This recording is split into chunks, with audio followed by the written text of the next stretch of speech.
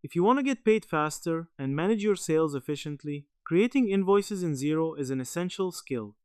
In this beginner-friendly guide, you will learn how to create an invoice in Xero step by step, even if you have zero experience.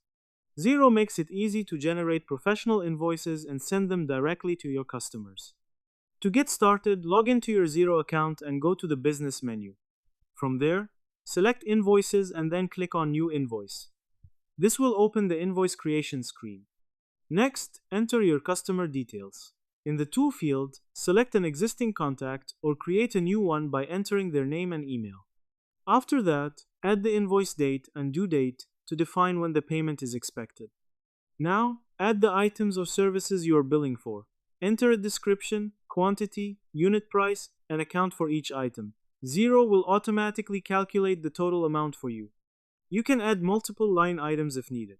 You can also apply tax rates based on your region.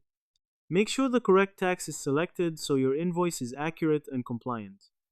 After entering all the details, review the invoice carefully. Check the amounts, dates, and customer information to avoid errors. Once everything is correct, click on Approve or Approve and Send.